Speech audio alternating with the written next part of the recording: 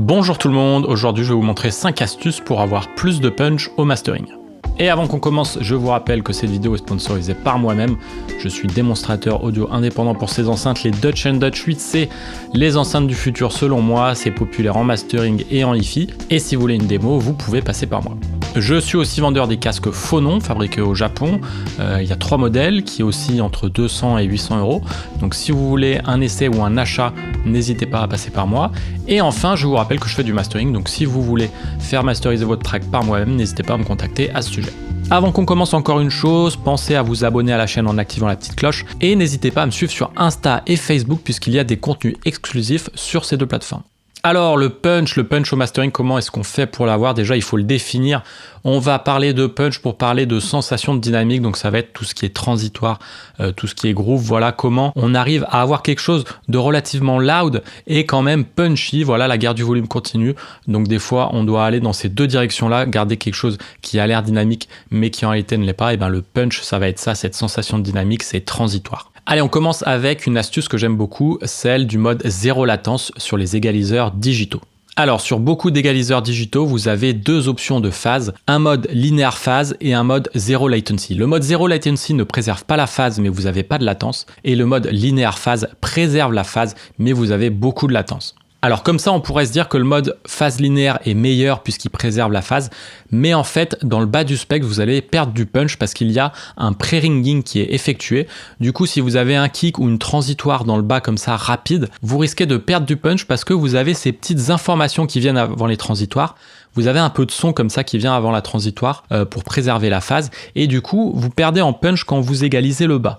Donc moi ce que je conseille, c'est quand vous égalisez le bas au mastering, c'est d'utiliser plutôt un mode zéro latency. Ça sonne un peu mieux, c'est plus dynamique, c'est plus punchy. Par contre vous allez modifier la phase, donc voilà, ça peut créer d'autres problèmes et ça peut créer des problèmes qui font qu'il y a moins de punch parce que ça va être un peu hors phase avec par exemple ce qui est un peu au-dessus du spectre. Donc voilà, c'est une astuce évidemment comme toutes celles que je vous présente à prendre avec des pincettes, il faut tester, il faut voir si ça marche ou pas, mais bien souvent moi ce que j'observe c'est que quand j'égalise le bas au mastering, je préfère le mode zéro latence.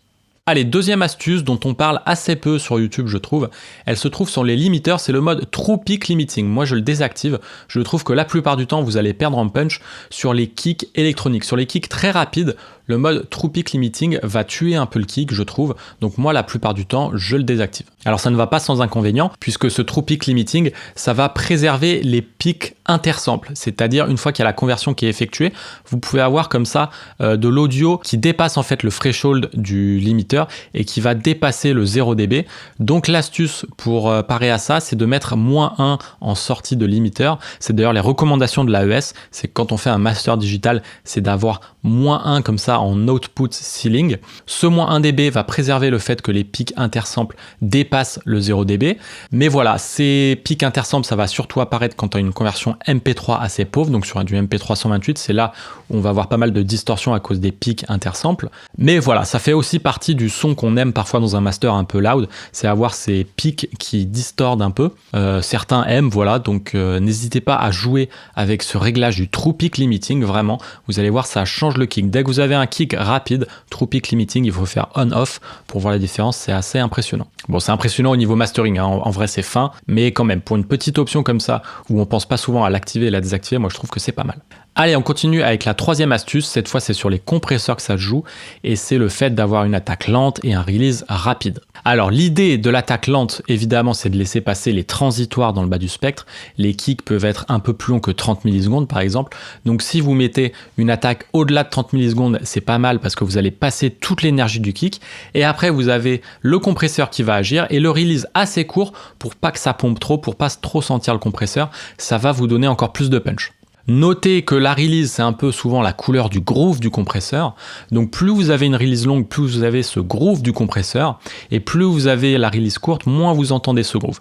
Donc voilà, c'est un dosage à effectuer selon vos soins. Et je termine par dire qu'un release trop rapide peut engendrer de la distorsion dans le bas du spectre. Si vous êtes en dessous de 20 millisecondes, vous avez le risque que ces 20 millisecondes soient plus courts que la fondamentale du kick, et du coup vous allez avoir une distorsion naturelle qui va s'effectuer. Donc voilà, 20 millisecondes, souvent c'est vraiment une limite à ne pas dépasser, à ne pas être en dessous en tout cas. Moi je vous conseille d'avoir un release au-dessus de 20 millisecondes, aussi court soit-il.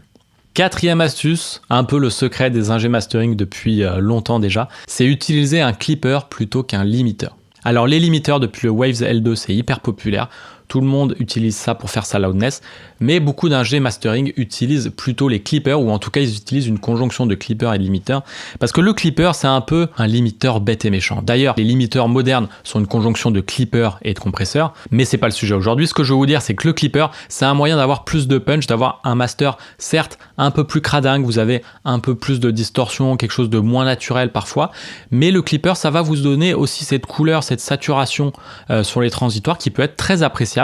Donc voilà, un clipper sur le Master Bus, ça permet vraiment d'avoir du punch selon moi. Et notez que sur la plupart des clippers, vous avez plusieurs possibilités de réglage, dont le classique soft knee, hard knee.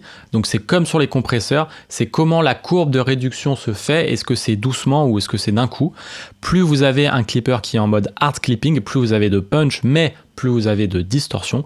Et plus votre clipper est en mode soft, plus vous avez quelque chose de clean, mais peut-être un peu moins de punch. J'en profite pour vous inviter à regarder la vidéo de Strop Studio sur les clippers. Il a un super guide sur les clippers. Moi, je ne saurais que vous conseiller Acoustica Fire, Standard Clip de Shure Audio Tools et enfin Saturate de Newfangled. C'est vraiment mes trois préférés. Ils sont assez complémentaires parce que assez différents. Donc voilà, en plus un clipper, ça ne coûte vraiment pas cher. Ah, et dernière astuce, vous pouvez clipper aussi votre matériel hardware. Vous pouvez clipper vos convertisseurs. Certains convertisseurs clip bien, c'est intéressant, pas tous, hein, c'est assez rare. En réalité, par exemple, moi, ma RME AD2 Pro ici, ça clip pas très bien, mais voilà, il y a des convertisseurs où ça peut valoir le coup de clipper dedans. Vous pouvez aussi clipper dans du hardware analogique si vous voulez, et vous pouvez utiliser plein de plugs qui ne sont pas des clippers, mais qui clippent quand même, comme par exemple, je crois, le glue compresseur de Ableton, je crois qu'il y a un soft clipping dedans qui est intéressant. Donc voilà, n'hésitez pas à regarder dans vos plugins si vous n'avez pas une petite option de clipping. Allez, on finit avec l'astuce dont on parle le moins sur YouTube, et ça me désole, c'est l'oversampling. Alors, contrairement à ce qu'on pourrait penser, moi je déconseille l'oversampling dans le cas où vous voulez plus de punch. En fait, l'oversampling, c'est un peu comme le true peak limiting. Si vous l'activez, vous allez avoir moins de distorsion, notamment moins d'aliasing, mais par contre, vous allez avoir quelque chose de moins punchy. Donc moi, je vous conseille de désactiver l'oversampling, ou en tout cas d'essayer de désactiver et voir si vous préférez le son avec ou sans oversampling. D'ailleurs, c'est ce que conseille Luca Petrolesi, qui est connu pour des masters hyper loud mais quand même punchy. Alors par contre ça se paye au prix fort de l'aliasing, vous allez avoir une distorsion qui n'est pas forcément très belle, c'est de la distorsion qui est subharmonique, hein, c'est en dessous des harmoniques créées, donc vous pouvez vraiment avoir quelque chose d'un peu cradingue, mais c'est aussi parfois le résultat recherché, hein. Par exemple le dernier plugin de Jason Joshua là qui est assez populaire, même si moi ça me fait pas trop kiffer, God Particles, et ben dedans vous avez un limiteur et ce limiteur est sans oversampling et c'était un choix de Jason Joshua qui voulait quelque chose d'un peu cradingue et punchy. Et pareil je crois pour Diamond Lift de Luca Petrolesi, pas d'oversampling dans le clipper intégré. Donc vous voyez, l'oversampling, que ce soit sur les limiteurs ou sur les clippers, c'est quelque chose qui va vous donner un résultat peut-être un peu plus clean, mais parfois au détriment du punch, donc n'hésitez pas à le désactiver pour essayer ça. Voilà, c'était donc mes 5 astuces pour avoir un mastering plus punchy, des astuces évidemment à prendre à la légère, il faut essayer, il faut écouter au cas par cas pour entraîner vos oreilles et savoir sur quoi ça marche.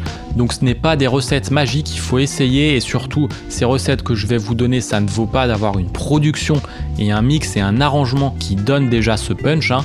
Le choix du bon sample de kick et de snare, les bons instruments percussifs, comment tout ça est arrangé, c'est là évidemment que le vrai punch, celui qu'on aime, se crée. Mais voilà, au mastering on a des petits outils comme ça et c'est ce que je vous ai présenté aujourd'hui.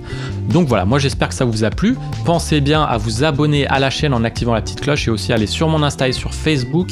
Il y a des contenus exclusifs sur ces plateformes, donc n'hésitez pas à me suivre sur les réseaux. Voilà, je vous remercie de m'avoir écouté et je vous dis à très bientôt.